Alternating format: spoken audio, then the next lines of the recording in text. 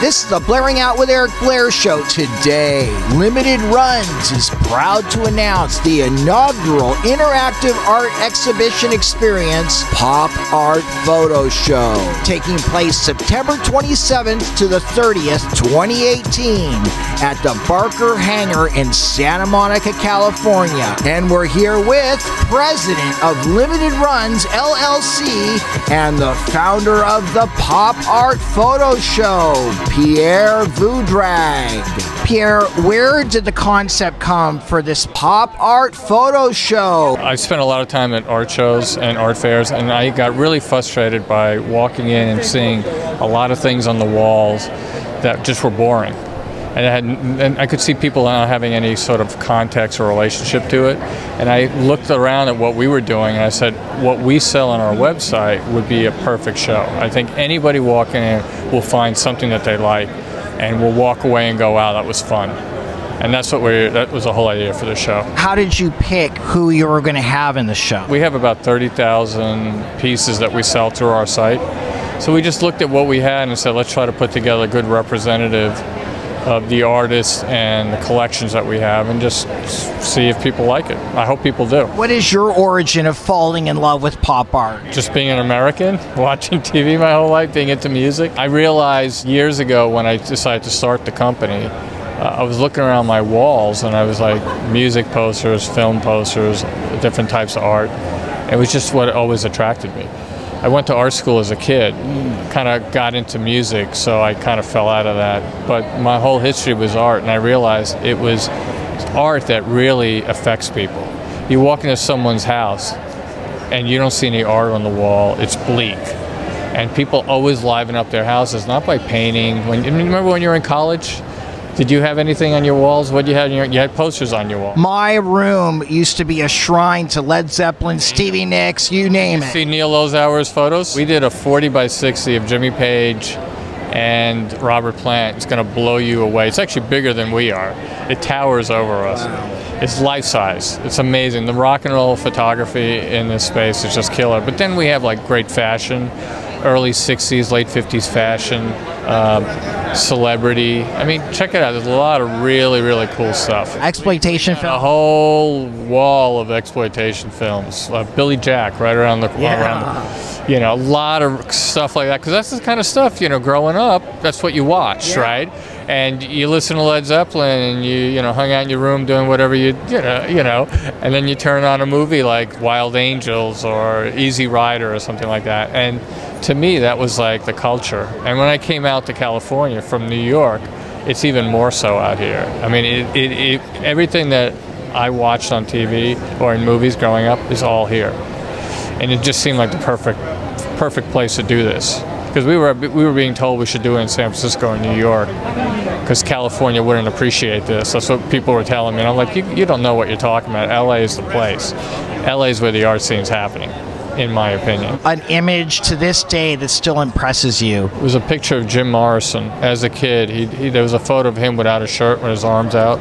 I guess they call it Jesus Christ pose. When I saw that as a kid, I was like, that guy is cool. And that was sort of what intrigued me about music, that somebody who could be somebody walking down the street, when they got up on a stage, they were transformed. They became gods. And that's what it was. Led Zeppelin, Jimi Hendrix, those were my gods. The Doors. Growing up, that was it. And then, of course, punk music came around, and suddenly you could sit on stage next to your gods, your idols. And it changed the whole thing. But there's some sort of mystique about that. You can't get close to them.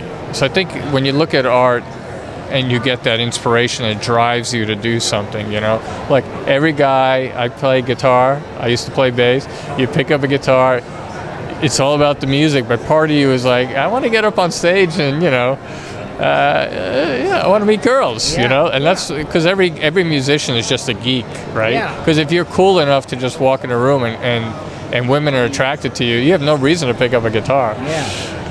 But I mean, at the end of the day, it all comes down for the love of music, right? But it's that inspiration, right? You see that art on the wall, you see those Vogue magazine photos, which we have. Glenn Steckler, whose work is over there, he worked for Vogue and Red Book and Cosmopolitan, and he shot a lot of those women that inspired fashion, inspired people like you to go out and play, you know.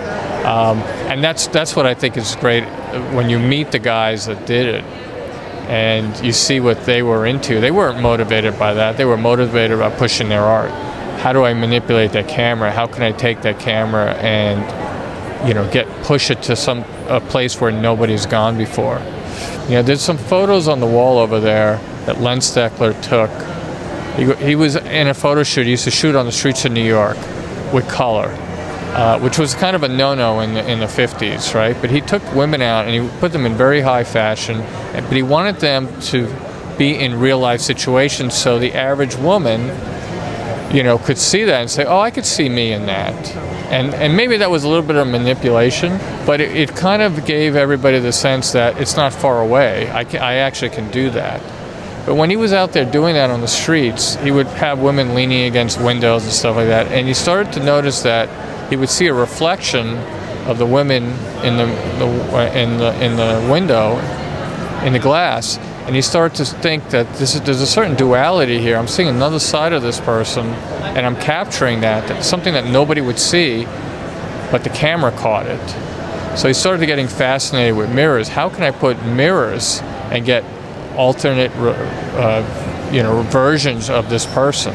To the point where he got so obsessive, he started putting multiple mirrors around to see how he could manipulate and change the image so that you couldn't even recognize who the woman was. Wow. And then he got so obsessive, he built a 360-degree room full of mirrors with floors, you know, and we're photographing women like that to really capture different sides of people.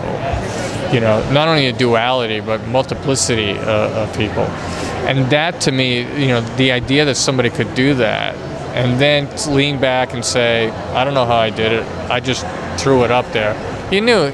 When I talked to him and I said, how did you do this shot? I've been looking at this picture for 9 months. I can't figure out how you did it. He's like, oh, I just threw some mirrors around. I know that he spent days, if not hours, you know, hours, days, weeks trying to figure out that shot.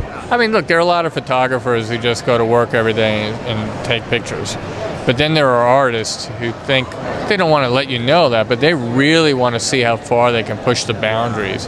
And, you know, guys like that who start out doing that, they influence other people, and suddenly their work suddenly becomes a little blasé because everybody else is doing it. But the really good artist can really push it and keep reinventing themselves so everybody else has to keep catching up to them.